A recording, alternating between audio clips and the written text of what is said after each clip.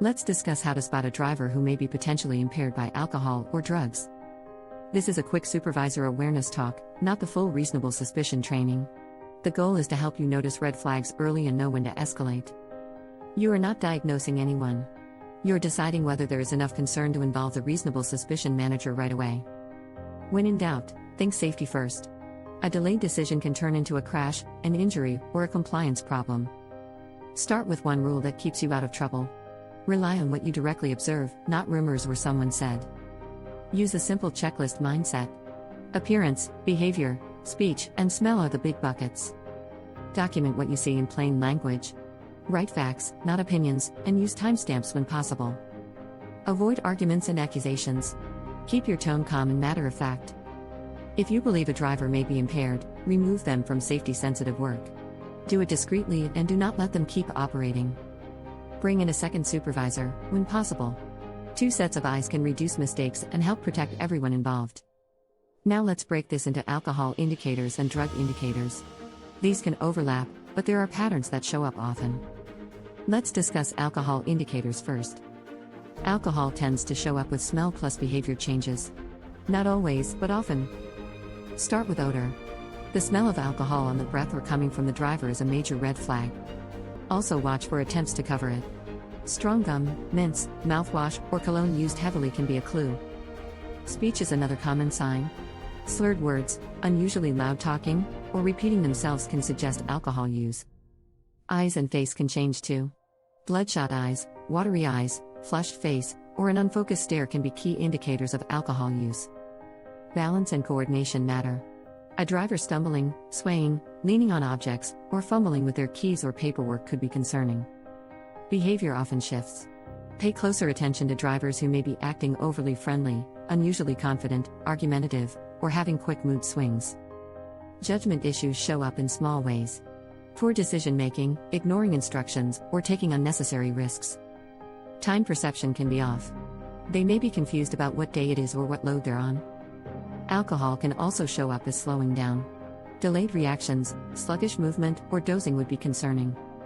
If you see multiple indicators, trust your instincts and escalate your concerns to your reasonable suspicion manager. Now let's look at indicators of drug use. Drug impairment can look different depending on the substance.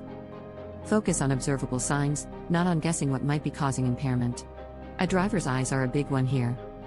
Pinpoint pupils, very dilated pupils, glassy eyes, or heavy eyelids are all concerning. Speech can change in a different way than alcohol. Rapid speech, very slow speech, or trouble tracking a conversation are warning signs. Behavior changes are common. Look for signs of agitation, paranoia, confusion, extreme anxiety, or unusual laughter. Watch a driver's attention and memory carefully. Often losing their train of thought, forgetting instructions, or repeating questions should raise a red flag. Also look at their motor skills. Shaky hands, poor coordination, dropping items, or clumsy movements would be concerning. Odors can still matter here, too. Strong chemical smells, burn smell, or an unusual odor on clothing could be tip-offs. Personal appearance sometimes slips when drivers are using drugs. Unusual sweating, pale skin, tremors, or very dry mouth and lips can be signs of use. Signs of drowsiness can be drug-related too. Drivers who are nodding off, providing slow responses, or appearing checked out should be checked out. Another red flag is inconsistent performance. They seem fine one day and clearly impaired the next. We're not just talking about illegal drugs here. Medication issues and side effects are real. You don't need to know what they took, you just need to know if they are safe to work. If they mention taking something that affects driving, treat that seriously too. Escalate the issue to your reasonable suspicion manager for the proper next steps. How to escalate the right way. When it comes to addressing your concerns with a driver, keep the conversation private and don't do this in front of other drivers. Try to use a neutral script. Make statements like "I'm concerned about your fitness for duty based on what I'm observing." Do not negotiate or debate symptoms. You're not trying to win an argument, you're trying to reduce risk. Have a plan for transportation. Don't let a potentially impaired driver drive themselves anywhere. Follow your company's chain of command. Contact your reasonable suspicion manager immediately and document your observations. If the driver becomes combative or unsafe, involve security or law enforcement as appropriate. Your safety and everyone else's safety comes first. The best way to think about this is simple. Observe, document, escalate, remove from duty, and ensure safe transport. You are not alone in the decision. Your job is to raise your hand early when the signs are there. Thanks for your time, and please reach out if you have any questions.